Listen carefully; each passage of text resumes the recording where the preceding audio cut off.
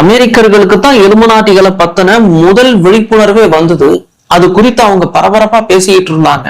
எந்த அளவுக்கு அவங்க விழிப்புணர்வா பேசிக்கிட்டு இருந்தாங்க அப்படின்னா, இந்த அமைப்பு முதல்ல உருவாச்சு பாருங்க 1776 வருஷம் மே மாசம் 1ஆம் தேதி ஜெர்மனில பவேரியால தான் இது உண்டாச்சு. 1778 இந்த காலகட்டத்திலேயே இந்த அமைப்பை பற்றிய தகவல் அமெரிக்கர்களுக்கு வந்து சேர்ந்துருச்சு. அப்பவே அவங்க ஒரு மிகப்பெரிய அளவுல இது சம்பந்தமான விஷயங்களை பேச ஆரம்பிச்சிட்டாங்க. எதிர்காலத்துல எல்லா அரசாங்கங்களையும் இவர்கள் கவிழ்க்க போகிறாங்களாம். மத அமைப்புகள் எல்லாத்தையுமே இவங்க தடை பண்ணிடுவாங்களாம். மதச்சார்பு இல்லாத ஒரு அமைப்பாக இந்த உலகத்தை உருவாக்க போறாங்களாம்.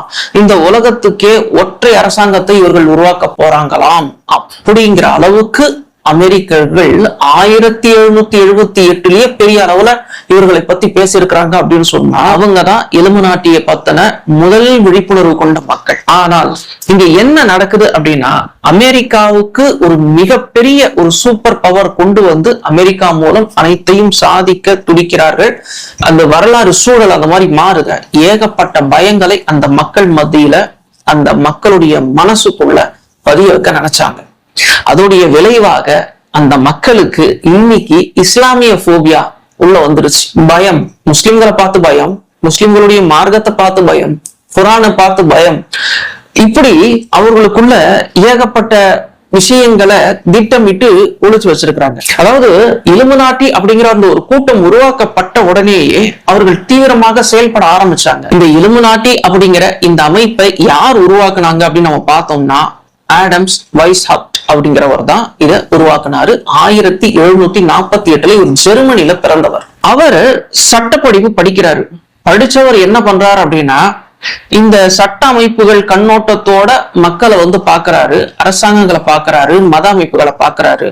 அப்ப அவருக்குள்ள என்ன தோணுது அப்படின்னா, அரசர்கள் அதிகாரத்தோட இருக்கிறாங்க, மத அமைப்புகள் அதிகாரத்தோட இருக்கு, மத போதகர்கள் அதிகாரத்தோட இருக்காங்க, சாமானியர்கள் ரொம்பவும் கஷ்டப்பட்டுக்கிட்டு இருக்கிறாங்க இவங்களுடைய பிடியில. ஆகையினால இந்த அமைப்புகள் எல்லாத்தையுமே நம்ம தகர்க்கணும் அப்படிங்கிற ஒரு எண்ணம் அவருக்குள்ள வந்ததாக சொல்லப்படுது.